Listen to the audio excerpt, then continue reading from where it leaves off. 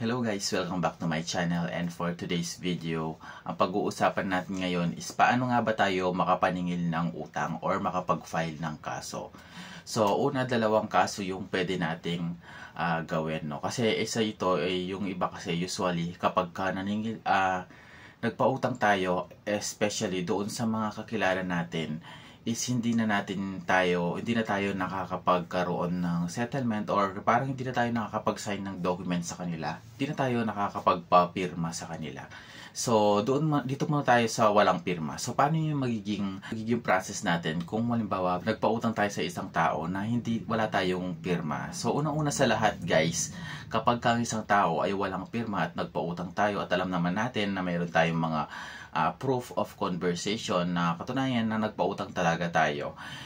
If ever, kailangan din meron tayong ID, one valid ID nila, o di naman kaya ay meron tayong conversation na talagang sinisingil natin sila. So, unang-unang gagawin natin is kung meron naman tayong valid ID nila at may mga conversation natin sila, is papadalhan pa rin natin sila ng demand letter. So, paano yung demand letter? Kailangan po ba meron tayong abogado dito? So, sa ibang case po, kung mas maganda po may abogado po kayo, pero tinatanggap din naman sa korte kahit na may demand letter ka na sulat kamay lang, or kahit hindi na kailangan ng abogado, basta may pirma mo na ipaprint mo siya. So at after nun guys, pwede rin naman tayo magpadala ng demand letter through messenger, basta nasin niya yung demand letter natin through messenger, o kaya natanggap niya, meron tayong katunayan na natanggap siya through JNT, LBC, so ipapadala natin yan, no? Yun yung demand letter na katunayan natanggap niya yung letter or yung dinedemand mo sa kanya. So, take note lang guys na lahat ng sasabihin ko dito is hindi ako abogado. So, ito lang ay base lang din sa karanasan ko at sa experience ko, on my own experience, dahil nagkaroon na tayo ng ganitong mga kaso.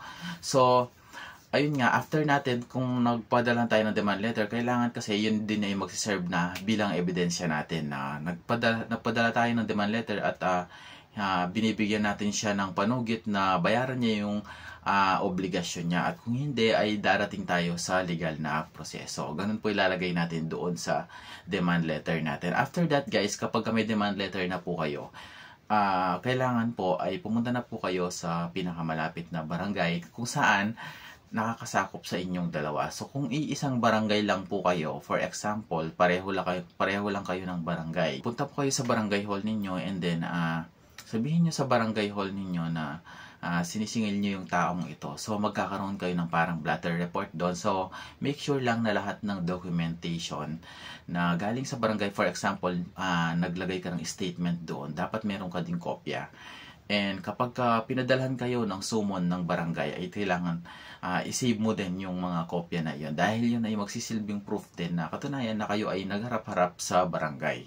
So after that guys, kapag nagharap-harap kayo at hindi uma-attend yung tao na sinusumon mo, ibig sabihin parang hindi siya nagkakaroon ng interest na bayaran talaga yung utang. So, magkakaroon yan ng mangilan-ngilan pa na patawag. So kapag hindi pa siya sumipot, yun na yung time na kailangan humingi na kayo ng CFA or Certificate to File Action, dahil isa po yun sa mga requirements natin sa barangay na kailangan yung CFA na yun is makuha natin siya para makapag-file tayo ng kaso doon sa korte. So after nun guys, just in case kasi minsan may mga barangay ho na hindi talaga nagbibigay ng CFA.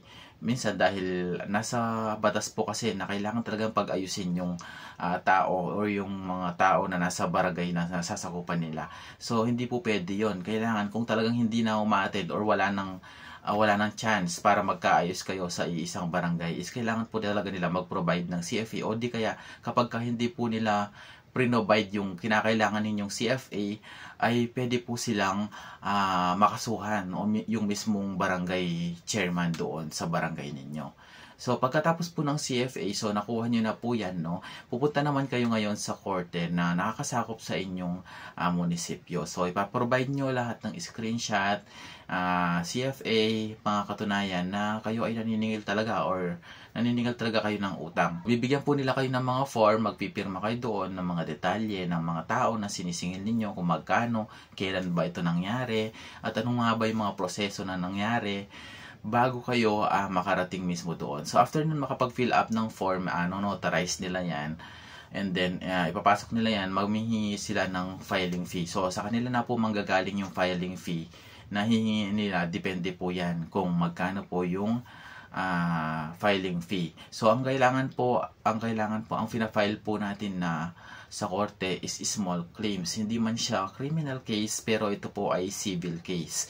So, ibig sabihin, makakapagdemanda ka pa rin at the same time, kapag inapruban po ito ng judge doon at nagkaroon demandahan at hindi po talaga siya nakapagbayad, so may possibilities na pwede nilang kunin kung ano yung ari-arian or nakapangalan sa kanya or nasa loob ng bahay niya na pwede niyang makuha ng korte. So, susunod naman sa mga may ebidensya katulad ng kasulatan. Same lang din po yung proseso noon, guys. So, papunta pa rin yan sa barangay, no? After that, ganun pa rin yung mangyayari katulad ng sinabi ko. So, ang pagkakaiba lang dito, minsan kasi yung ibang mga tao, paano kapag magkaiba kayo ng barangay. So, kapag magkaiba kayo ng barangay or di naman kaya ng munisipalidad, for example, dito sa amin, no, San Fernando, Pampanga, pero yung na may utang sa akin is hindi siya taga rito, hindi siya taga San Fernando, pero Pampanga pa rin siya. So, hindi siya pareho ng municipality. So, mas mapapadali yung magiging process.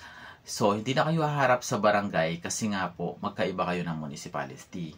So, ang mangyayari, lahat ng binanggit ko kanina na ebidensya, ay pwede mo nyong i-file ng small claims. Lahat yun, dadalhin po ninyo yan sa korte. So, pwede na po kayo makapag-file ng small claims sa korte.